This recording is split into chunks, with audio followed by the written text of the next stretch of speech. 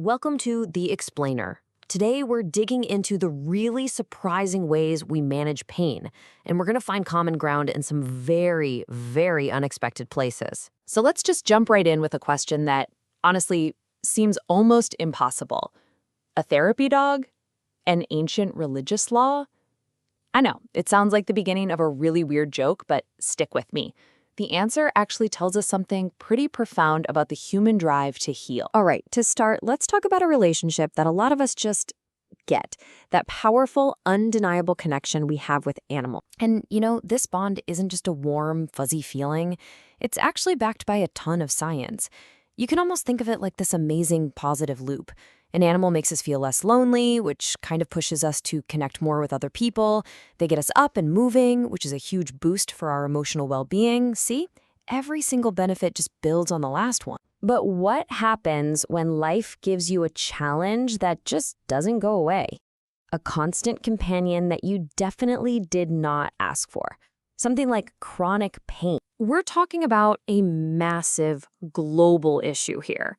And chronic pain is so much more than just a physical thing. It's this really complex condition that gets tangled up in a person's mental and emotional state. It creates this cycle of distress that is just incredibly hard to break out of. And this is where our furry friends come back into the picture, but in a much more official role. Not just as pets, but as an actual form of therapy. Now, this is a really important distinction to make. On one hand, you have therapy dogs. They usually work with a handler to bring comfort and support to lots of different people in places like hospitals or clinics. But a service dog, that's different. They are highly, highly trained to do very specific jobs to help one single person with a disability. Both are absolute heroes for sure, but they have very different jobs. And this is a great look at why animal-assisted therapy, or AAT, works so well for pain. It's not just one thing, it's a whole package. Being around a therapy animal can actually make your body release endorphins. Those are your natural painkillers. It lowers stress hormones, and that unconditional love they give, it's a huge mood booster. They even act as social icebreakers, helping people connect and maybe even get a little bit of movement in. And get this, it's not just a nice idea. Studies have confirmed it. We're talking about a measurable link here. The simple act of petting a dog can literally change how your brain is processing pain signals. That is some powerful stuff. And it's a way to get relief without always having to reach for a pill bottle. Okay, so we have this amazing, empathetic solution for pain. But what if the roadblock to getting relief isn't biological, but spiritual? Let's pivot hard. We're going to a completely different world now, where managing pain means working around rules rooted in ancient faith. So to really get what's happening here, you have to understand Shabbat. This is the Jewish day of rest. It's a really sacred time, from Friday at sundown to Saturday night. And during Shabbat, observant Jews don't do a lot of things that are considered work, and that includes stuff like using electricity or even writing things down. You can see the problem, right? This creates a huge dilemma. I mean, what if your main source of pain relief is an electric heating pad or a digital pain blocking device? How do you deal with your physical suffering without having to compromise your spiritual beliefs? Well, to deal with this, religious scholars have come up with a few different ways of thinking about it. You can see they range from more lenient views that say, okay, if there's severe distress, a remote medical consultation is allowed, all the way to stricter ideas that really focus on planning everything you need before Shabbat starts.